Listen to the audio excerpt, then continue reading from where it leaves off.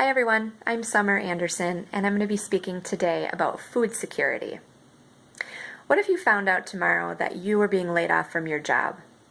What if your paycheck was your family's only source of income? What if you had to decide between paying your rent this month or buying food for your children? What if you had an elderly relative who had to choose between paying for her medications or paying for food? More people than you might think are facing these difficult situations right now. 1 in 7 Americans live in food insecure households. For my husband's final project for his graduate degree, he did a lean process assessment at our local food bank. This project led to furthering my education about the issue of food insecurity within our own community. Food insecurity exists in America. Today in my speech, I will discuss food insecurity, how food insecurity impacts those living in poverty, as well as children and the elderly. Millions of Americans are affected by food insecurity. The USDA applies 4 labels to describe this issue of food security. High food security simply means that there are no problems with food access or security. Marginal food security typically means that there's some anxiety over food sufficiency or a shortage of food in the house, but that little to no change has actually occurred in food intake. Low food security describes households that report a reduction in quality, variety, or desirability of food, and still little food intake is actually reduced. Very low food security describes disrupted eating patterns and reduced food intake. Feeding America's 2014 survey finds that 46 million Americans live in households with low or very low food security.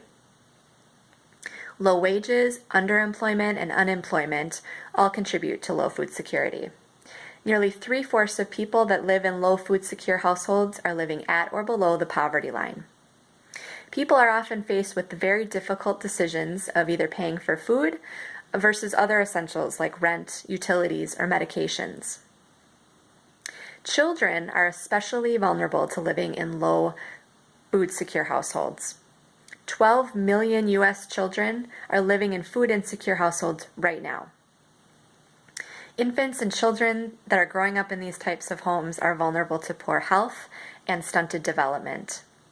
Birth complications are seen in pregnant women who are living in low food secure households. They're giving birth to low birth weight babies, and children are experiencing delayed development, poor attachment, and learning difficulties in their first 2 years. The elderly are also very vulnerable to food insecurity. Currently, there are 7 million elderly living in food insecure households in our country. The elderly are particularly vulnerable to food insecurity because of negative nutrition and health consequences.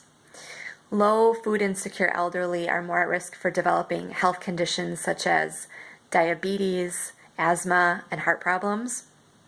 And often low food secure elderly are faced with either paying for their medications for the month or paying for enough food for them to eat for the month. Their situations are often even more complicated by the fact that they have difficulty with transportation, meal preparation, and their health problems. In conclusion, millions of Americans are affected by low food security, including people right here in our communities. The most vulnerable among us, our children and our elderly, face serious health consequences from being food insecure. 1 in 7 Americans is food insecure, and this is an issue that is prevalent all around us. This means that even if you yourself haven't been affected by low food security, you likely know someone who has. Thank you.